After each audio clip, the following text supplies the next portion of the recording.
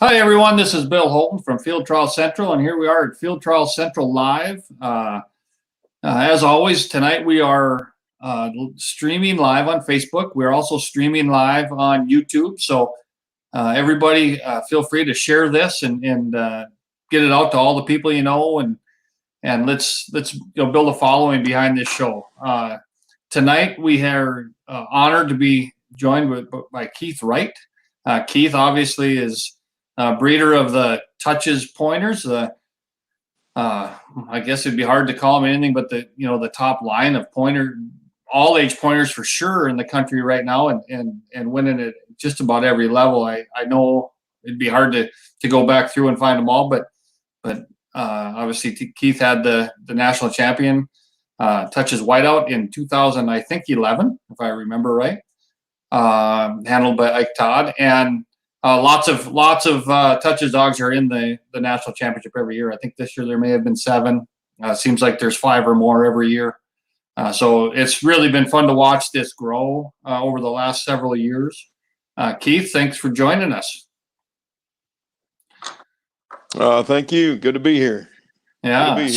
So give us a little background. Obviously, you've been around bird dogs for a while. How'd you get started in bird dogs, and then obviously, and then into field trialing, and as then to becoming a top breeder. Yeah, my grandpa hunted when I was in grade school and junior high, and I got to hunting with my grandpa, my mom's dad, and I just liked it, and we were buddies. We enjoyed one another a lot, and that deer hunting, if you will, kind of bled into like to go bird hunting with somebody, and you end up going bird hunting with somebody, and then hey, when I went, and I just wanted to get a dog, and my parents let me get a Brittany when I was a sophomore in high school, and it started with that. And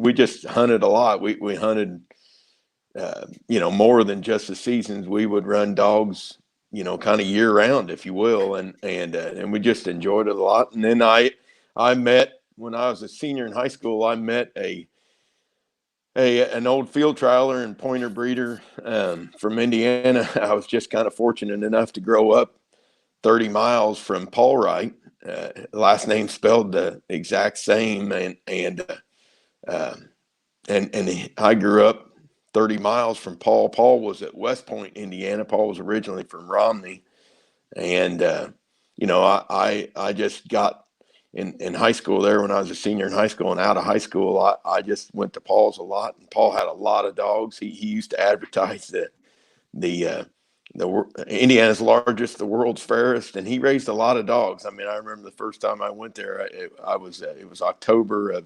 1995, and I bet he had 100 dogs on the place. I thought I'd died and gone to heaven, Yeah. But that started a friendship.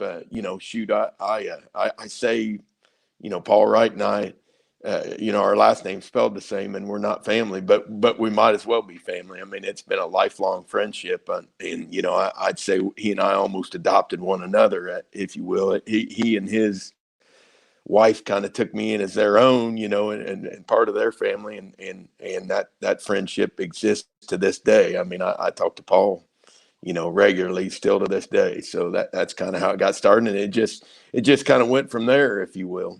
Just kind of grew from there. Yeah, that's awesome. I remember a really long time ago seeing advertisements for Wright kennels in Indiana. Yeah. It's something. It seemed to me there was, you can just kind of picture it from way back then. It seemed like there was an overhead, like a sky shot, of all these kennels there. I always thought that was kind of a pretty cool place. So it sounds like you had a great mentor, which is, it seems to be a pretty common theme on people that have gotten into not only hunting, but into the field trial sport and have stuck around. All that's right. seem to have a mentor. So you started with the Brittany. Paul had mostly pointers, or did he have several different breeds? Right? Yeah. No, Paul was all pointers. He was all pointers. Okay. Yeah, I think Paul had started.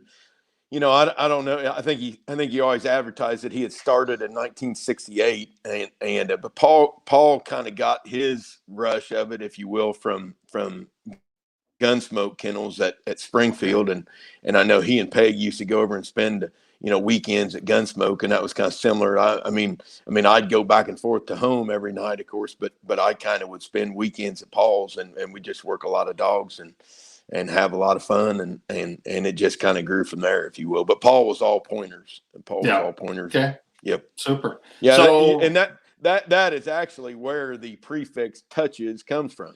But okay. Paul's dogs kind of had morphed into, touches autocrat and so to speak. But it was always, the prefix touches was always Paul Wright's, and when Paul had decided there in about 02, 03, Paul had decided not to, he was going to stop, and he'd been doing it for so long, and he was ready to stop, and so it just kind of morphed into, well, I'll take it, I'll take it from here, if you will, and it just, I just didn't want to see that prefix die. It was kind of a West Central Indiana thing, and I just kind of took it from there, if you will. Yeah, super. I bet he was happy to have it happen. Yo, I think I certainly think it still makes him happy to see those touches dogs doing well. So yeah. And so did you start field trialing kind of early then too, or was that something that came later? Yeah, it was something that came there about 2004. Matter of fact, the first field trial I went to, Mike Jackson will tell you, I followed him to Springfield, Illinois. I had a little gas pickup, and I ran out of gas about 10 miles from Jim Edgar, Panther Creek. Mike and I, we still laugh about it to this day. So yeah, those are the things you remember. Yeah. So you took over the touches prefix from Paul early 2000s, you said? Yes. Yeah. They're about 03, 04. Had you been breeding many dogs up to that point, or was I no? hadn't bred a litter up to that point. Okay. No, sir. Yeah. So you started breeding some pups then, and kind of has grown into what you've come into today. It just kind of grew into what it is today, and there along winter of 2009 and of course spring of 10. Ike and I got together, and the rest is history, if you will. So and he and I just took off with it. So yeah, no, that's obviously been a great partnership. We've and Ike's one that seems like a savant, just a a genius with those young dogs, and you've been able to produce some provide him with some great dogs to start with, and I know there's a lot of trainers out there that are really happy that you have. So yeah, well, I tell people all the time, Ike Todd is certainly the best with these young dogs, old dogs. I mean, he's the best there is doing it right now, and more importantly, he's a great friend. I mean, he's one of my closest friends, and we just see eye to eye on things. We don't, I mean, it's just always, we've just always paddled in the same direction, if you will, and so that works awful well. I mean, I've told a lot of people, if Ike wasn't training dogs, it doesn't matter what he'd do, he'd be good at it. I mean, he's good, and he's good because he works at it, and right. And, it's like anybody, if they're passionate about it, if they work at it, hey, they're going to be good at it, and he's good at it. Yeah, well, he's obviously been focused on it for his whole life, or his whole adult life for sure, and it's been something that he's been passionate about, and it's been great to see him grow into the role that he is, and you guys have really built something there. So tell me a little bit how the process works, right? You breed the pups and raise them at the farm. So yep, the pups the pups all get raised here, and at or about 10 to 12 weeks, they'll leave the whelping house, and we actually move them out into the whelping barn. And then, depending on the weather and the seasons and how warm it is outside, hey, then we move them outside. And as soon as I move them outside, I start walking them, immediately, daily, and sometimes 2 and 3 times even a day. And then, when they get old enough here where they're really starting to stretch their legs and leave the barn lot on a walk, why we'll move them up to Redwood, the property where we work the dogs, and there's 3 big puppy pens up there, and we move them into those pens, and then we'll walk them up there for a week or two, daily, and then once we kind of get them acclimated to that area and to where they know how to get back and forth across the creeks. There's a couple of big creeks there, and that takes them a little bit to get figured out. But once we get them comfortable doing that, well, then we'll transition them into the horse. And my thing is get them to where, when we take them to Ike, he can cut them loose, and they've been worked some, and they know, it's not just a kind of a goat rope when he first turns them loose. I mean, that's kind of our goal, is to and give him an idea. And we've sorted through them, quite a bit by the time he gets them, and try to get him the ones that he's going to want to put his hands on and really finish out and break, if you will. Yep, makes sense. So, do you sell very many or any puppies, baby puppies, or do you hang on to? And yeah, we do, but I always really try to discourage people from buying, little puppies. And I'm not against, anybody that wants to buy puppies or sell puppies or anything like that.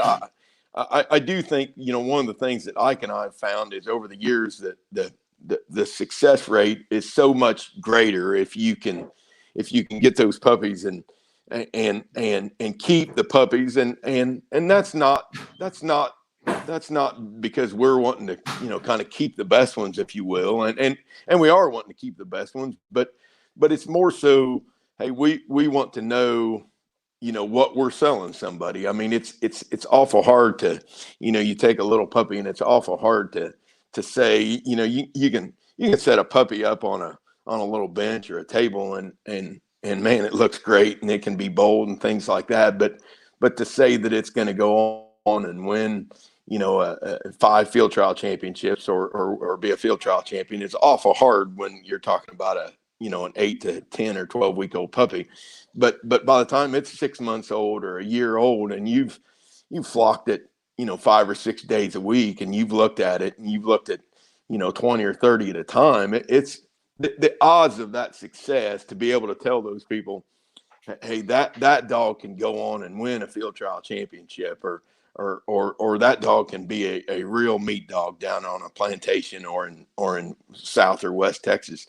The odds of that success just increases so much more if you can hold on to those pups and be able to work them. And I do think that's one thing that's been really good for Ike and I is yes, we've been able to sell them to great, owners and get them in hands of very accomplished handlers and trainers, and we'll talk more about those owners and trainers, I'm sure, later here tonight. But I do think one of the things that Ike and I figured out early on is let's try to, keep these dogs on site, and the more that we can have our hands on them and flock them and look at them, and the more success they're going to go on having down the road, because we know what we're selling somebody, and it's not always doesn't always make the most economic sense,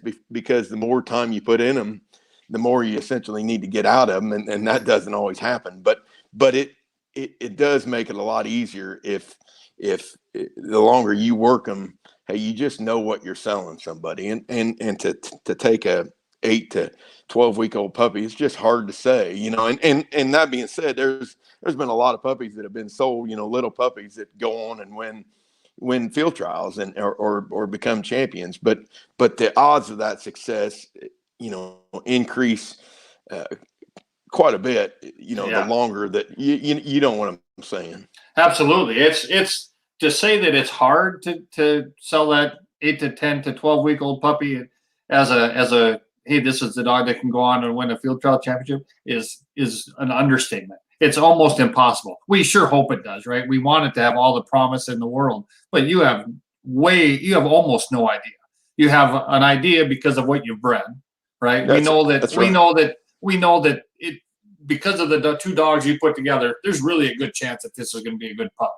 But it's a long ways from that this is going to be a good pup to 9 months later being able to say, hey, and now we know what this dog it shows some independence, it shows some intelligence, it's made it through all these steps. The odds are so much better doing it the way you're doing it.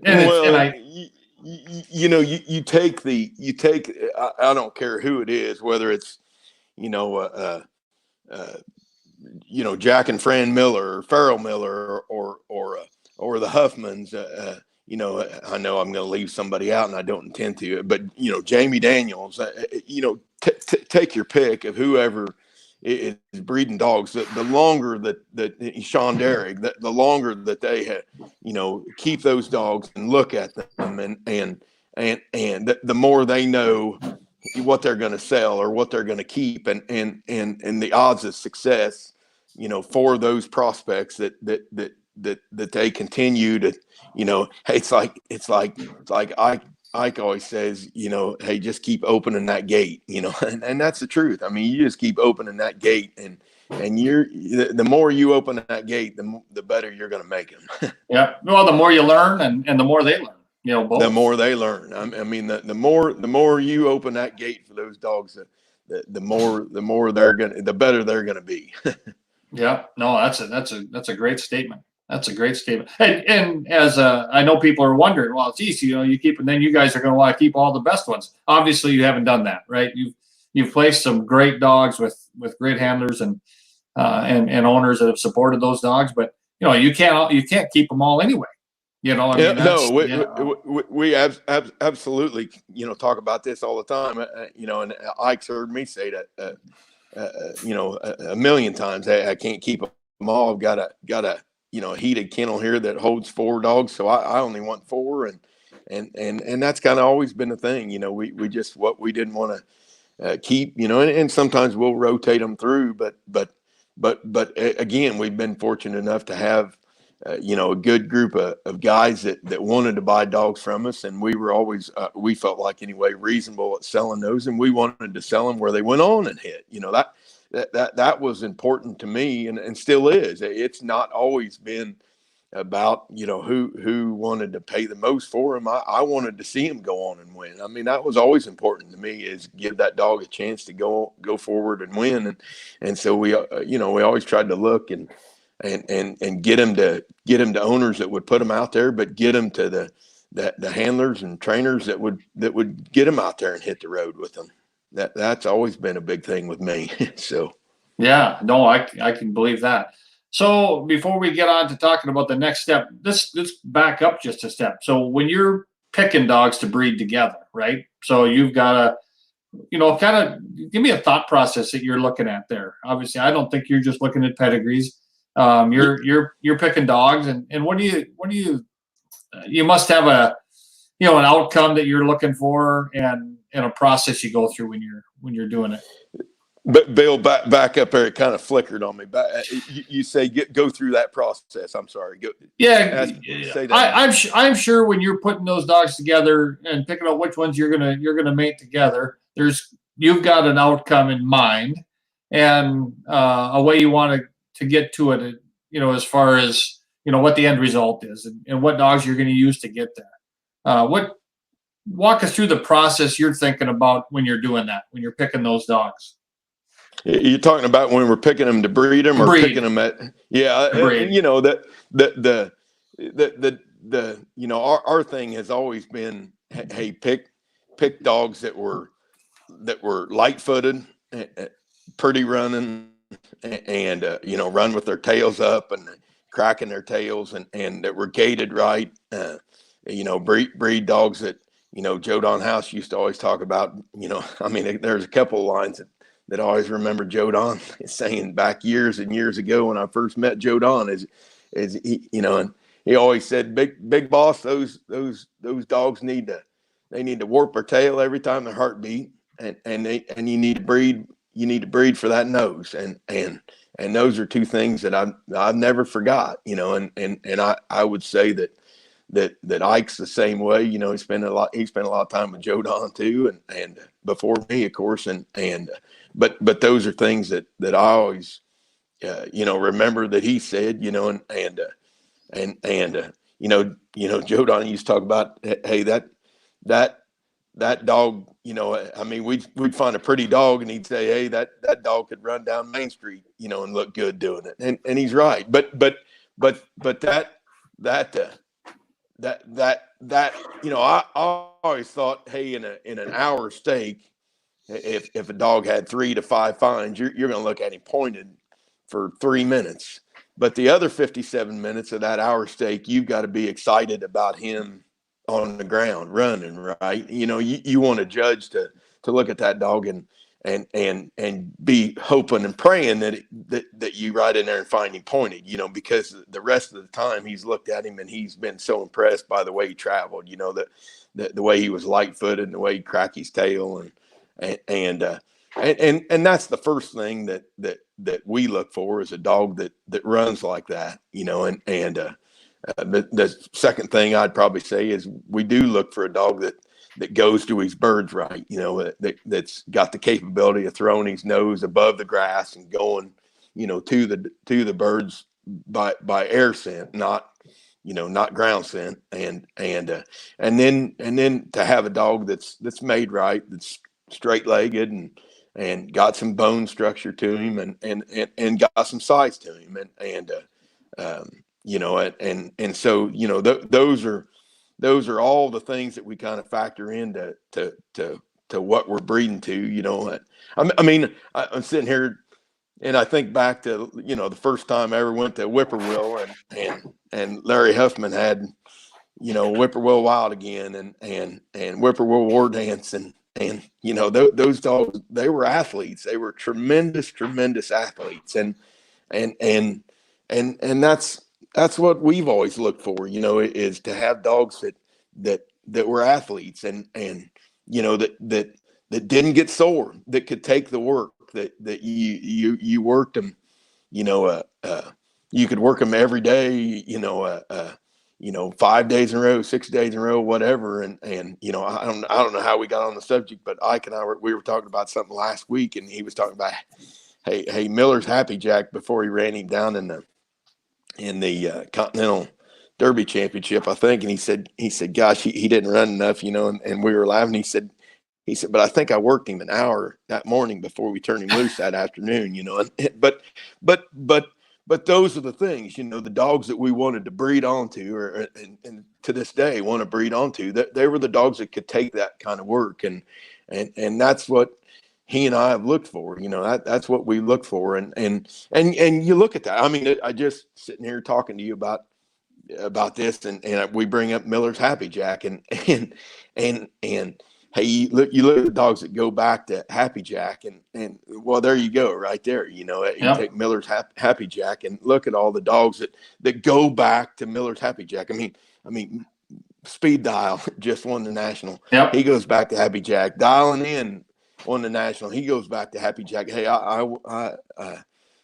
won the National Hampshire Quill Championship 2 years in a row with a bitch called Touch's Fire Dancer. She's a granddaughter to Miller's Happy Jack, and I could just keep going with that sort of thing. But that would, I'm sure all of those dogs that we just talk about, those had those type of traits. You could, they could take the work. They were made right. They were fancy running. They were light footed. They were tough, and so I've always since Ike and I got together, I always said, hey, you give a dog you give us a dog, or you give Ike a dog that's tough and can handle the work and can be worked every day. Hey, he'll beat your butt with it, because he'll go out there and he'll work him a lot, and he'll have his mind right and his body right. That he'll just be tough. Yeah. Oh, you're froze up there a little bit, Keith. Can you hear me? Okay, I got you. I got you back now. Yeah. All right, super. Yep. No. Yeah. No. Ike will work he'll work the hide off of them, and I think that's I think that's a good plan. What you're looking for is those types of dogs that'll take that work, and obviously those are the dogs you're producing down the road, like Happy Jack, right? Happy Jack. We talked to Randy, and I talked to Gary also about Happy Jack, and they, he's one that was a lot of work. He was a little self-employed, as Randy would say, but he really was a producer. So those are the dogs that you want like that, whether it's Happy Jack or the next one you get that's like Happy Jack, that you want to have in the program. Yeah, I go back to like Touch's Night Rider. Touch's Night Rider. He had a lot of things. I mean, I've told this story to a few people, but the year that Night Rider was a Derby, I think Ike in his camp up there at Stryker Farm had Touch's Night Rider, who's a multiple champion, Touch's Pond Dam, who won a runner-up champion and then died. And then Miller's dialing in, Touches Game Point, Touches Match Point, and in there I've said this. I even when Night Rider died, I wrote a little eulogy for the American field, but I did say, taking nothing away from those others, the one that we wanted to go forward and breed was Night Rider. And because we felt like the entire package of Night Rider was the best. We felt like he had the best nose, he had the best bone structure. He was light-footed, he was pretty running, and we felt like the whole package was the best to breed on. And I think it showed, that the dogs that Night Rider has produced, and for no more than he was bred, they have been able to go on and win impressively, and they're carrying those same traits, if you will. Yeah. Oh, it's nice to be able to see that. The one thing that I have noticed over the years, and that, one thing we worry about, or gets brought up a lot, right, when we talk about breeders or we talk about different lines or different programs, is how a breeder can get kennel blind, right? They're breeding only the dogs in their kennel, or they're really close, and you have not had any problem of breeding the best dogs you could find in the country, it appears to me, no matter who owned them. Yeah, and the one thing, I suppose we're all a little kennel blind, but I would think that the people that know us the most, and I've been told this from certain people. I know Rich Baumeister always kind of teases me about this, but I will say that whether it's myself or Ike, we're pretty realistic about these dogs. I mean, nobody. You just can't say that dogs don't have holes. I mean, every dog's got a hole. Every person's got a hole, and I do think, I go back now to like selling dogs or placing these dogs. I will say that when those owners, or when these trainers talk to Ike or I, we've probably killed as many sales as we've been successful at, because we will be honest about it. I mean, we'll say if one's a little mean on its birds, or doesn't have as good a nose as another, we'll say that, and there, Bill, there's been a lot of dogs that don't have as good a nose as Gray Street or Ring of Fire had, that have won more. I mean, you can take a dog that might be a little short nosed, but if they love it, and they're hunting every step of the way, they'll come up with more birds. I mean, they can win more. Doesn't necessarily mean that they can't win as much, but that's always been important for us to when somebody asks, hey, what's that dog like? hey, we told them what it was like, and to this day still tell them what it's like. I mean, that they're not all the same, Right. and I mean, so that's just the way it's always been. So Yeah, that's a great business practice in any business, and it makes those guys. And I obviously they keep coming back. I would have to believe that over the last couple months, they've been knocking down your door looking for the next crop of good ones, and it's the same guys, and a lot of them. I mean, I'm sure there's new ones all the time, but I bet those same guys that are winning, Mark McLean and Randy Anderson and whoever else is doing good with those touches dogs these days are all coming back for the same, knowing that what you're selling them, they believe what you tell them because you've been honest to them in the past. So it's a good practice. And those guys are all, they're all great handlers, and they know, and they've got great owners, and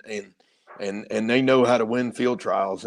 But I do think that they've, that they've always appreciated the fact that, hey, we tell them now, this is this dog's hole. This is what you'll have to do with this one, and so on and so forth. But I do think that's been part of the blueprint around here is, all of these dogs are different, and we try to place them right, but also tell these guys, hey, this is, kind of the keys to winning with this, if you will. And, from what we've learned over the last couple of years, while we've had him here. And so I do think that it's been, helpful to them where they can take it right away and kind of know what they had. So, that the last thing you want is to buy a horse and or a dog or whatever it may be. And or a tractor or a planter or anything like Right. that. Yeah. I mean, the last thing you want is somebody to tell you, hey, there's no holes here. It's just great. This thing's ready to go win. And then you get it and it's not, it's not as advertised. And so I do think, and like I say, I'm sure we've scared people off of some, that we didn't intend to scare off, but we laugh about that a lot, but that's just the way we've always been with it. So, Yep. No, that's perfect. So any last bits of advice or words of wisdom on the breeding side when people are looking for a young dog or a dog to go on with? well, I would just say, again, hey, when you're breeding these dogs, it is a bit of a crapshoot, because you can breed a champion to a champion, and you can have nothing that's able to win a championship. But I do think if you start with good stock and then the minute they hit the ground, like I was saying earlier, hey, like Ike always said, just keep opening that door, and I, hey, you keep fooling with them, and you're going to make something out of them. I mean, and you will, and so and it's a numbers game too. It is. I mean that, hey, the more you're looking at the odds of that, of having more field trial winners, there's no doubt that that's a numbers game. But I go back to, and I mean, it's certainly not just us. I mean, I'm speaking for so many, great breeders out there. Like I say, all of them are trying to breed good stock to good stock, and then they all work them, and it's like I tell, Chris here every day, that works here on the farm and raise the puppies. I always say they're not hogs or cattle. You've got to teach them something. You can't just take them to market. Eventually, you've got to teach them something, and that makes it more difficult than hogs and cattle or poultry. Yeah. But again, just keep opening that gate, and you're going to come up with something. Yep. Sounds great. Hey, speaking of numbers, it's a numbers game a little bit. And I don't know if you know this kind of information off the top of your head or not, but how many touches dogs have been, how many dog of the year awards have you won, or not even you won, but touches dogs won, right? So this year, Oh gosh, I mean, there's amateur ones, I know there is, and there's the open ones a number of times.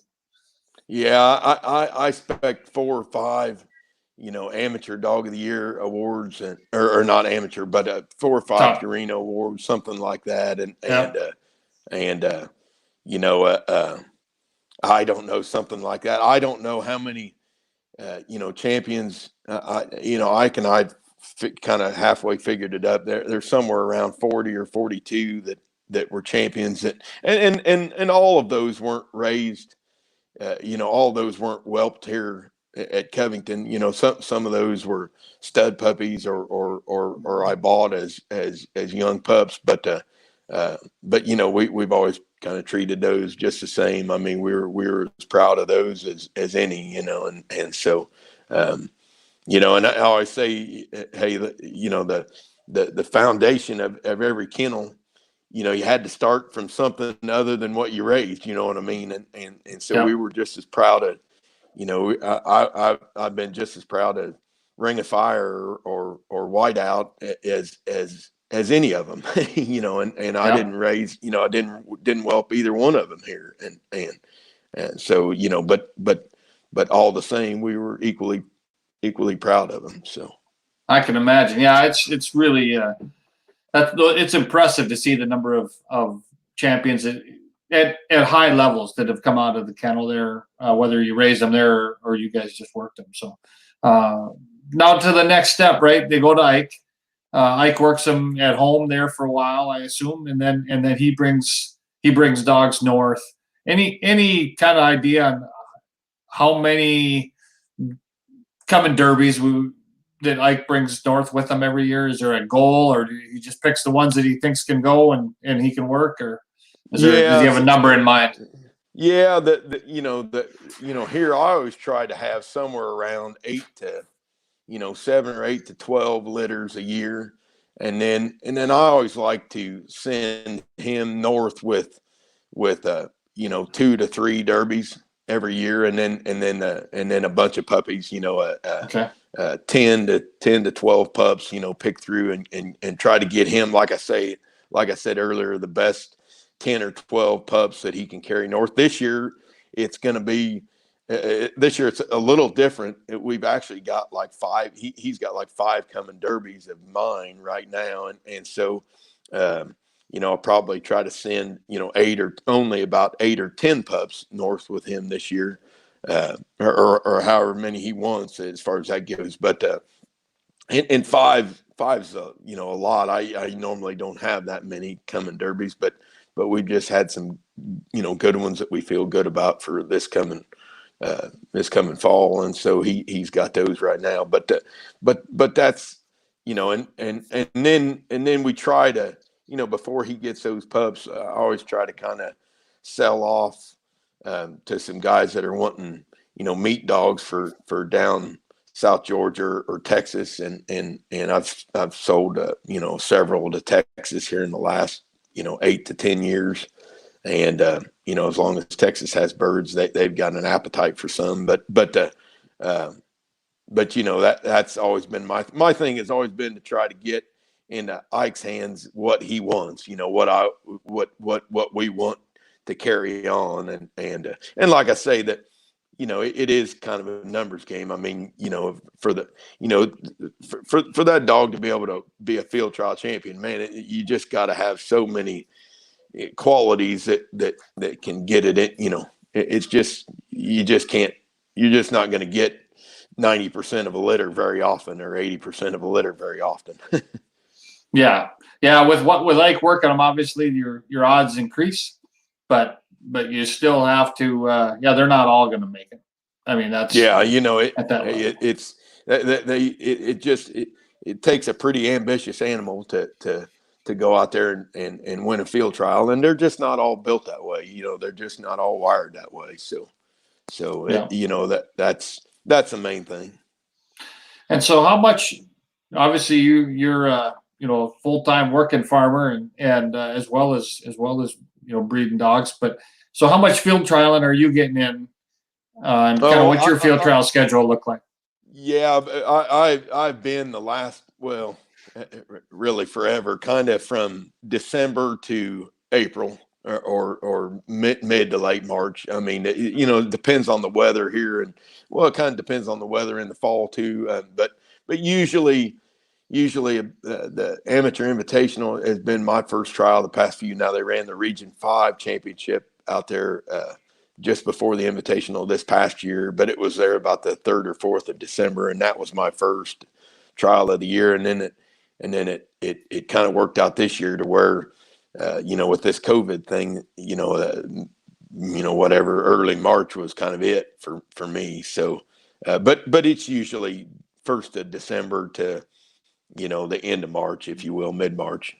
Sure. And you're running, are you running, you're running more than just amateur stakes. We know that, right? You're going to open stakes also, trying to get dogs qualified for the national yourself. Yeah, I was running more open stakes here. The last 3 or 4 years, I've been running really kind of nothing but amateur stakes, and I did go to a couple of open stakes this year with Gray Street just because we had when we won the Derby Invitational Championship over in Missouri with him last year. He was just a dog that Ike and I liked so well, and we kind of talked about then, taking him out this year and try to hit an open stake or two, try to get him qualified, and we were fortunate enough to do that, and so I'll probably hit a few open trials here for the next couple of years with him, and because we really like that dog a lot, and so that's kind of the plan right now. What's the breeding on Gray Street? Gray Street is by Touches Night Rider out of a Whippoorwill Wild Assault female, actually. Okay. Good. Yeah, Good. The mother to Gray Street, I laugh with Doc Huffman all the time. I was at Doc Huffman's one day here several years ago, and there were two females running around the barn lot, and I told Doc, I said, Doc, what are those two female pups you got running around the lot? I said, they both look good, they travel good. He said, well, if you can catch them, he said, you can have them. and one of those is his mama. But there you go. I mean, hey, that just goes to show you that it was. I mean, that's a true story. She was running around the lot, and I said, hey, what's the story behind those two puppies? They're light-footed and pretty running and cracking their tails, and he said, well, if you can catch them, you can have them, and that's fun. But there again, I mean, that goes back to that cracking your tail and light-footed, but it goes back to the hey, Doc Huffman, Larry Huffman. I mean, they bred a dog that was an athlete, and those, right. And I will say, I do think that's one thing that's been good for this program is we tried to take, bitches that were out of, that stuff, Whippoorwill Wild Again, Whippoorwill War Dance, Miller's Dialing In, Miller's Happy Jack, that were that way, and try to incorporate them into this program. I mean, I do think that's been one thing that's been really good for this program. I mean, I go back to, I could just sit here and bore you for the next hour, I guess. That would be hard to do. but hey, Mega Mike was out of a female by the name of Touches Blaylock Bess, and she was by Whippoorwill War Dance, and Mega Mike had a full brother. A lot of people don't even know this, but I swear, and I think Ike would agree with me on this, that one of the nicest dogs we've ever had, was a dog called Touches Johnny Cash, and he died, very young. He died kind of at the end of his Derby season. We had two really good Derbies that year, Touches Johnny Cash, and then Joe Don and I had one, House's White Hawk, together, and both of those died. White Hawk had blastomycosis, the only one we've ever had die of blasto. But Touches Johnny Cash, as nice a dog as White Hawk was, Johnny Cash was a better dog even, and I told Ike here a year ago, I said, there's never been a nicer dog that you brought home from North Dakota than Johnny Cash. But people like, and I do think that a lot of those dogs that we've had, that they were a product of those good females too. I mean, and that's something Joe Don always tried to do, is have good females on hand. Paul Wright always tried to have good females on hand. Well, most good breeders do. There's a reason for that. Yeah. They're an important part of the piece. One thing I thought of, and it just came up to my mind again. You're talking about those fancy light-footed ones that catch your eye, and how important that is. If you're running an hour staked and a dog points 3 times, you only see him, on point for 3 minutes. Well, when I first started with pointing dogs back in the, mid to late '80s. I was not a field trialer. I was a bird hunter, living in North Dakota at the time. And what I always figured out was that it didn't matter how long I ran them. I was going to watch them run way more than I was going to watch them point. So I wanted to be able to watch. I wanted to enjoy watching them run. And so that's something that's important, was important to me long before I was ever a field trialer. So I think there's a lot to that. Yeah, well, and that's what it is here. I mean, right here. I mean, there's a pile of puppies here right now. We're making. I'm making, almost daily. Hey, 4 or 5 rounds a day. With dogs here or puppies here, and that's what's fun about it is to find that one.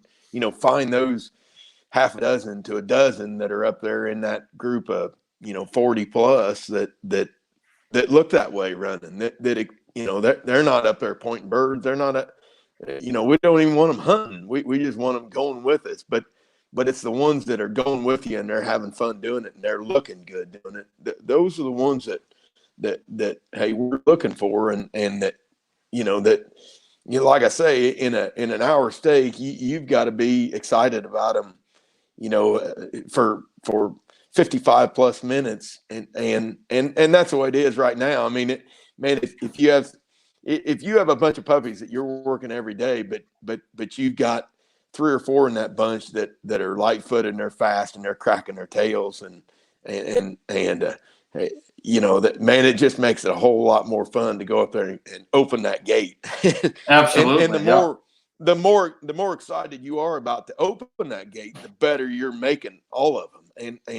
And that's what we're looking for. That's the whole deal. That's what's so fun about raising puppies is man, what's in that pen, and the more you're turning them loose, the more you see what is in that pen, Yep, absolutely. So tell me about some of the places that you do field trial, right?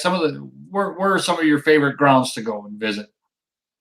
Oh, hey, I love Ames. I mean, I do love Ames, and Ames has been good to me. The National Amateur Invitational Championship is a fabulous trial, and of course they held the National Amateur Quail Championship there 2 years in a row, and it's a great trial. The Ames Amateur is a great trial. Usually fills usually 48 dogs.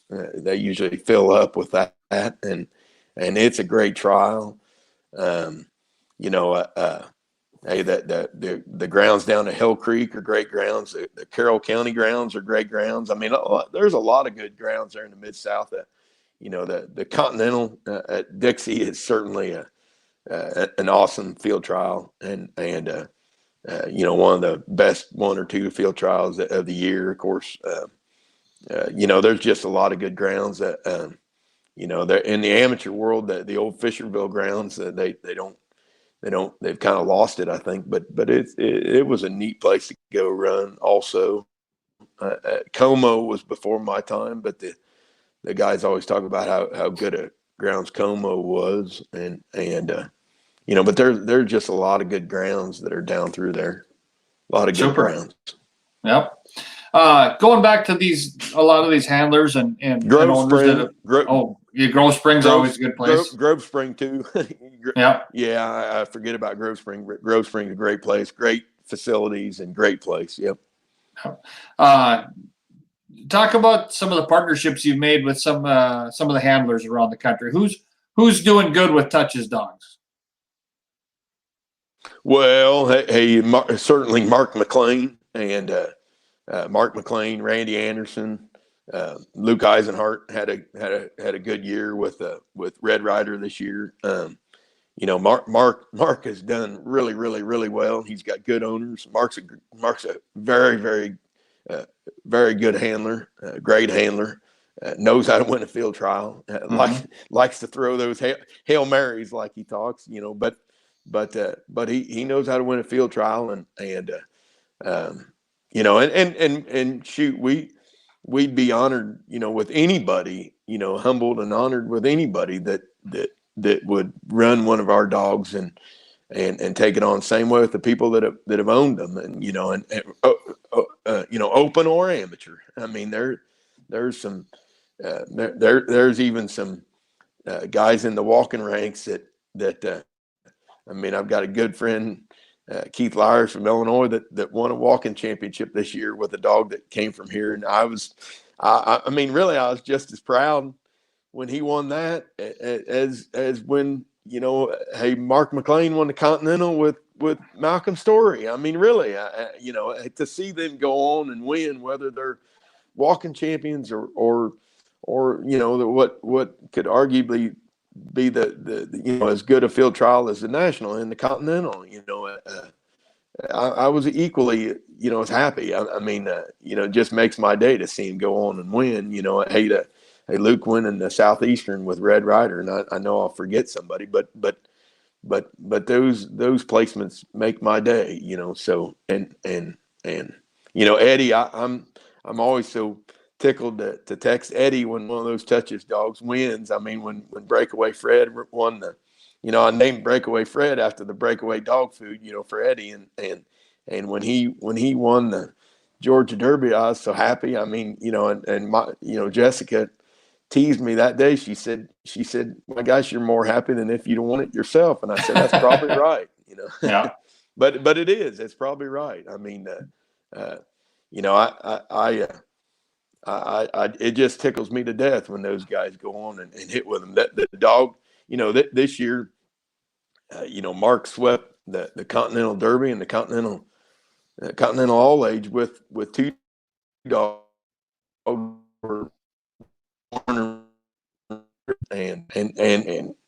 and we actually sold the dog that won the Derby. Ike actually didn't carry him north, and that was good. Ike and I both. That was great. I mean, we were tickled to death with that. That was actually a Smooth Rider dog, and then Malcolm Story's a Night Rider dog, but Smooth Rider. So there. I mean, there you go. It goes back to what we were talking about earlier. The dog that wins the Continental Quail Championship is by Night Rider. Dog that wins the Continental Derby Championship's a grandson to Night Rider, and so. But man, I was just thrilled to death with that, so. Yeah, I'm sure those are just as exciting as when you do it yourself. I mean, they are for me. I mean, they really are. They really are. I mean, I'm as proud for those guys to win those as if I had won them myself. So, and I didn't have to leave home to do it. So. That's right. Yeah. Yeah. No fuel. Yeah, no, that's I believe it. I believe it. Well, I hope that I don't have any doubt that that train's going to keep coming. Those guys are excited to be able to get those dogs, and they talk about them all the time. I know I've been lucky enough to judge them a few times, and they're fun to watch. So they'll keep coming back to the well. And those guys are great handlers. I mean, Randy Anderson, done. I mean, touches Blackout, touches Adams County, and he's got a good Ring of Fire, two good Ring of Fire dogs, Fireway and Spaceman are both good dogs, and can take the work and tough, and and so but those guys, they're all good handlers, and hey. I've been fortunate enough to judge some of those good trials, and you can learn a lot just by judging a field trial. I mean, that's always you go to these good trials, and these guys are good. They're professionals in every aspect. Absolutely. So swinging around a little bit, we'd be remiss if we didn't talk a little bit about the field trial sport and the state of the game. And what do you think? What do you think we need to do to continue to grow this sport, to kind of keep it around and keep it alive and vibrant, give a place for these dogs to go, and not? And I guess this is probably going to fall into just the hunting side too, because we need dogs to be bird dogs too. So give me some ideas what you think we need to do there. Yeah, Bill, I think you just kind of touched on it, though, at least from my opinion.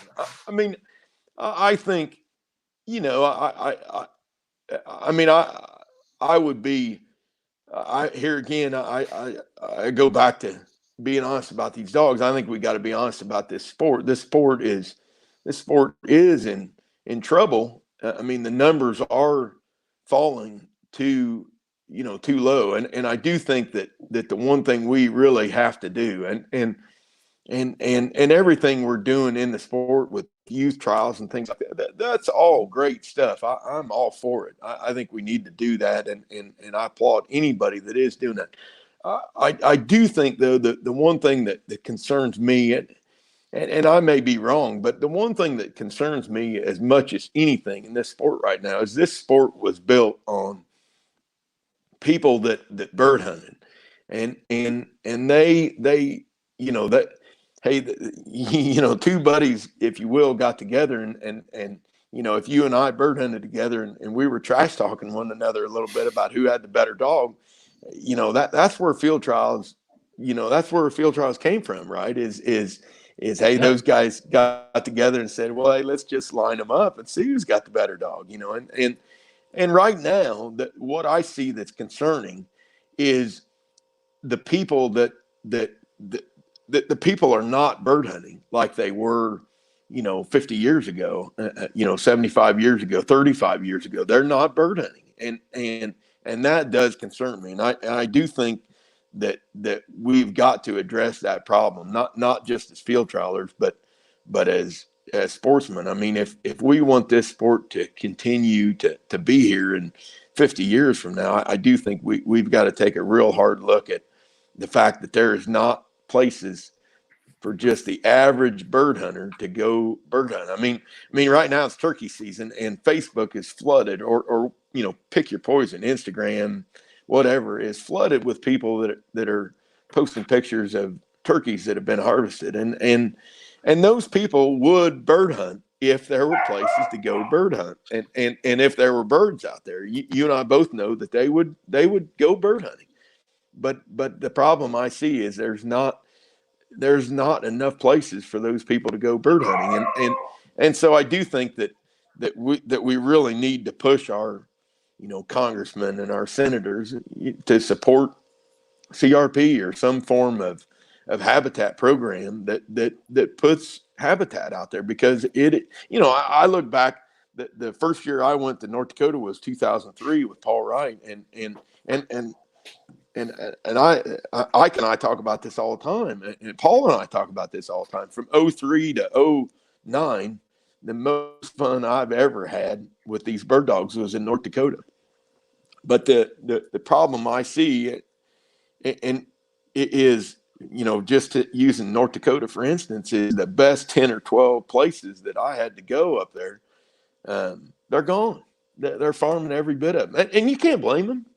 Hey, I'm a farmer. You can't blame them. That they've done what makes the most sense for them and their families. But the problem I see is that, this sport, if we're not careful, it's going to become a sport that only the people that live in certain areas or certain pockets of the country are gonna be the people that can play in this sport. They're going to be people that live in certain pockets of the country, or that have a place of their own, that they can solely have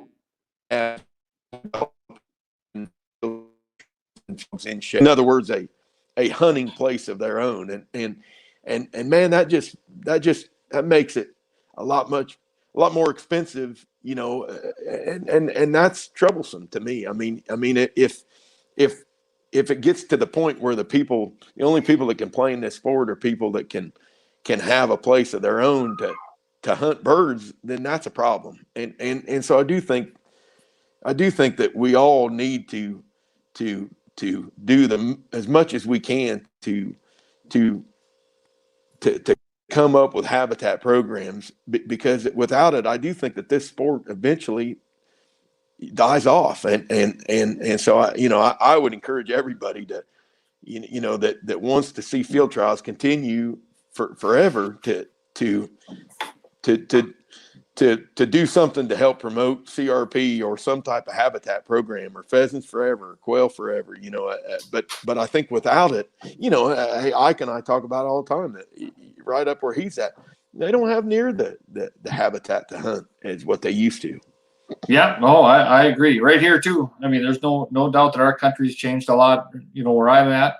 And you mentioned pheasants forever, and the quail forever, same story. But they talk about the R3, right? The recruitment and reinstatement, and retaining hunters. And I think that the habitat is key to that. I think if someone has a place to go, we're going to get those people to come into the sport in the hunting side. And I think that's where a lot of our field trialers can come from, right? Because once some starts bird hunting, they may go, with someone else with a dog for quite a while. But once they start thinking, man, I really want my dog. I want a dog, and then they get a dog, and then they want to have a dog to do something with outside of that season.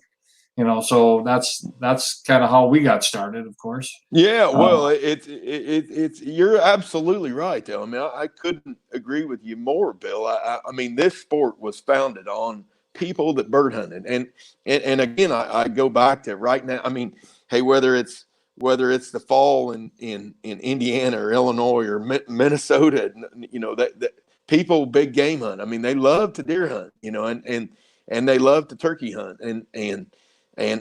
but people would love to bird hunt. I mean, in West Central Indiana and East Central Illinois, where I live and we farm, the guys my dad's age, those kids, when they were in grade school and junior high and high school, they used to take off. They didn't take off the opening day of deer season. They took off the opening day of pheasant season around here, and there were pheasants everywhere out here on the prairie. I mean, where I live and we farm is Illinois and Indiana prairie, and there were lots and lots of pheasants here, but they're all but gone now, and it's because there are no habitat programs. There's no set aside like there was. When I was a kid, they had set aside, and they don't have that anymore, and they don't have soil bank programs through NRCS like they used to, and right now, I've seen and I'm going to probably have my numbers just a little bit off, but I've seen the statistics so many times. But in 03-04, when I first went to North Dakota, there was about 45 million acres of CRP, and give or take. Like I say, my numbers may be wrong there, Bill, but they may be off by a million. But there were 45 million acres of CRP, and today there's about 18 million acres of CRP, I think, in the U.S. and that's a big difference, and that's a lot of habitat, and that's just it. That to me, that spells trouble for field trials, and I do think, hey, the more that just look at the state of Illinois. I talked to like Paul Wright says, when he was my age, there was more field trial clubs in the state of Illinois than I think maybe any state in the U.S. Hey, today there's just about no place to run left in Illinois, and that's happening everywhere, and so I do think that everything that everybody is doing is great. I don't want anybody to think that that I'm not supportive of any programs that AFTCA is doing or any of these youth trials. They're wonderful. And I would support those and do support those. But I would encourage anybody to support quail forever, pheasants forever. Write your congressman, write your senator, support CRP, because right now, for some reason, the funding on CRP is just not very popular, and it should be. And I do think, for field trials to be able to survive, I do think that boy, we need CRP. Well, and I'll say this from the other side, right? That's not just, we're not just saying, hey, we don't want farmers to farm this ground, right? I think that most of us believe that if we have a vibrant CRP program or a conservation program that takes some of those marginal acres and puts them into habitat, it'll also help the commodity prices, right? So this is not just a tree hugger. We just want our bread buttered because we want more habitat for birds. This is better for water quality. It's better for the commodity prices. It's better for the entire rural economies. Absolutely, it is. Like I say, you take those 26, 27 million acres out of production, and that's a game changer for, I don't care what it is, corn, beans, wheat, it's all, we've all got a supply and demand issue on any, pick your commodity, and there's too much of it out there right now. And so that's a game changer for all those. But, I would definitely encourage anybody to do all they can to support those programs, because I do think that for the sport of field trials, we need hunters, we need bird hunters. Hey, you just go back and talk to anybody that's gotten into field trials, and they almost all get into field trials because they hunted, or they hunted as kids, or they hunted with their parents or grandparents, and they eventually morph into field trials. And man, I am concerned about if all of a sudden we look up and the next generation or two generations down the road are not hunting. Well, then what happens? And I do think, boy, we've got to be pretty cognizant of that right now. Yep, absolutely. Well, that's a great discussion. I think we got a good point there. Hey, we did have some comments over here, and I'm just going to kind of throw a couple of them on the screen just so you see them. Here's probably some people you might know. James Pro says Keith cares about good bird dogs. So thanks for joining us, James. It's awesome to have you here. We've had a pretty good crowd tonight. A number of people watching. Here's an important one to us, right? Yeah, that's right. That's right. Let's see. We had Randy joined us tonight, so thanks for joining, Randy. Keep up the good work. Let's see. Here's an answer. I want an answer to this one. I can't answer it because I've never had one bird dog, so I don't know what the number of hours it is to train in one bird dog. So, man, that's a good question. I don't know. It's a lot. It's a lot. It's a lot. I would hate to think I've never been asked that, but that's a pretty good question. That's something that we need to put a pencil to, because you pick your poison. Hey, we think about derbies, but you take a dog like Touches Breakaway Fred or hey, that just won this year, or Whitewater, Touches Whitewater that Mark won the Continental Derby with, and you add up the hours that either one of those dogs have been worked since they came out of the whelping house, and it would be a lot of hours. I think we got an answer. Yeah, well, he would know. He would know too. Yeah, but right there. And I could sit here and talk for days about all these guys, all these great people that are in this sport. Jamie Daniels knows what it takes to breed one and make one, And I Yeah. mean, he knows, and all these guys do, and so, and they've all got, something we haven't touched on, Bill. They've all got, everybody in this sport has great support systems, and it's no different here. I mean, hey, my family's the same way. They're supportive, and it's, I mean, it's my wife, my daughter. I mean, my daughter, we didn't leave Redwood last night till about 10 o'clock, and so, I mean, we like it, but they're supportive, and hey, our business associates are, in my case, my brother and dad, everybody. I mean, everybody. Everybody in the sport has a support staff, and you can't do it without them. I mean, it's everybody. My John Veneta travels with me. I'd be in trouble if I didn't bring up his name. I mean, we've traveled a Yep. lot of miles together, and had so many good laughs, and so you're just, hey, I think it's like Mark McLean said, you're only as good as the people that are around you, and it does. It takes a village. I mean, no matter what you do, whether it's farming or bird dogs or it takes a village. Yep. Well, that's absolutely true. And I don't think of all the bird dogs I've been around, all the people I've been around that have worked them. I can't think of anybody that's ever would have. And it's a great question because it would be really curious to know. But you know what? It's a fun thing to do to work them, even though it's a lot of work. And I think we'd be afraid to put a number on how many hours we put into getting one to the right spot. So they're a lot of fun to work though.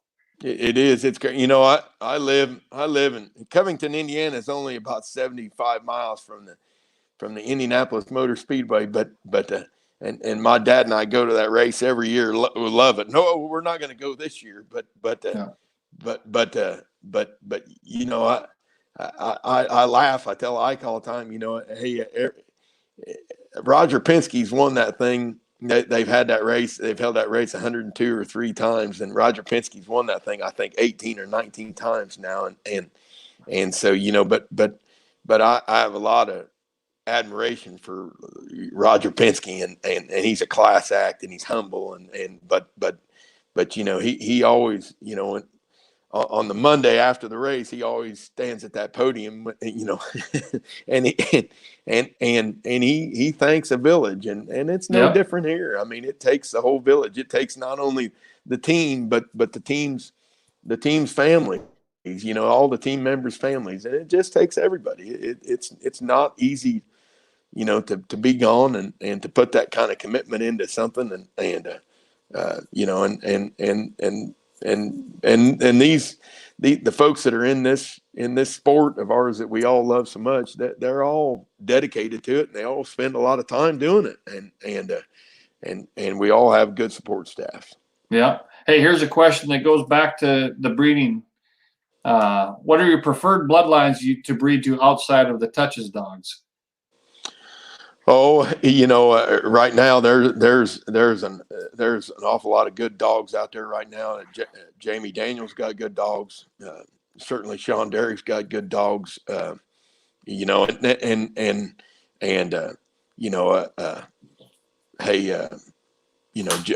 mentioned earlier Jack and Fran Miller. I mean, gosh, you look at a shooting dog stake right now, and my goodness.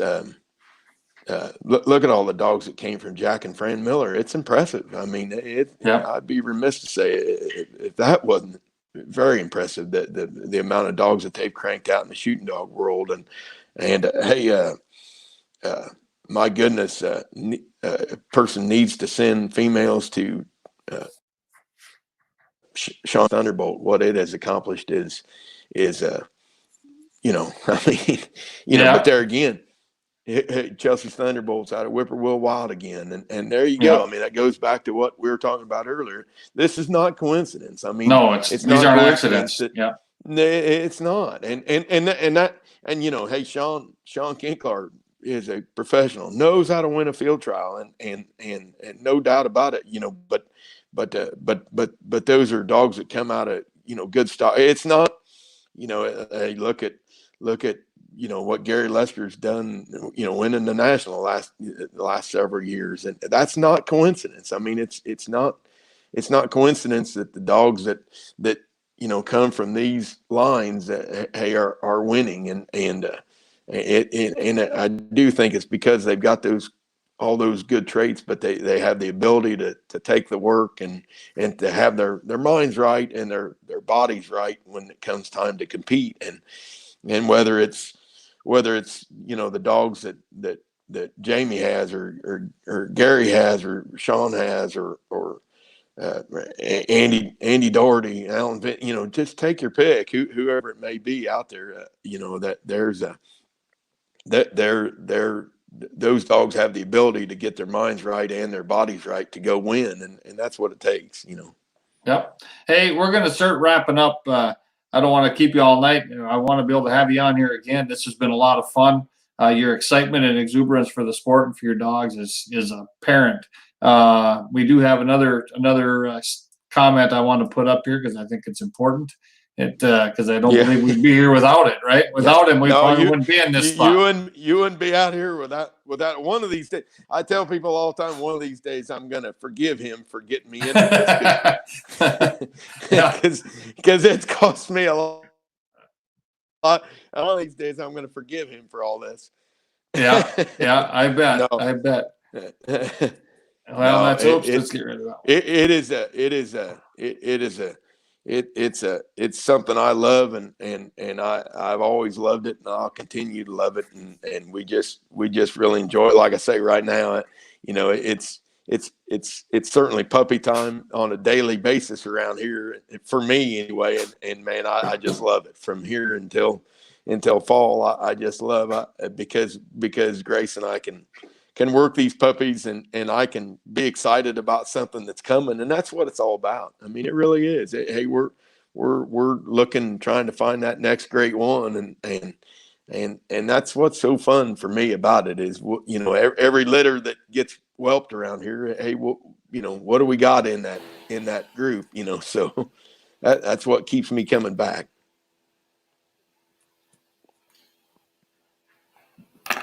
Oh. I lost my speakers here.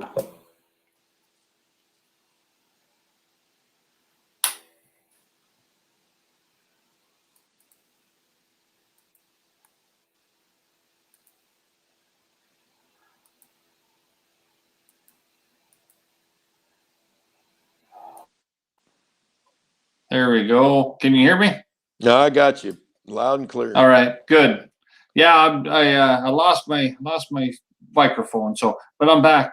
Well, I'm gonna wrap up here, and everybody make sure you share this out there, and I think we got another one gonna come along again this week. Keith, I appreciate you coming on. If there's anything I can do for you in the future, feel free to give us a holler, and have a great night. Well, likewise, it's been an honor to be on, and thank you for all you're doing, Bill. We all really appreciate it. All right.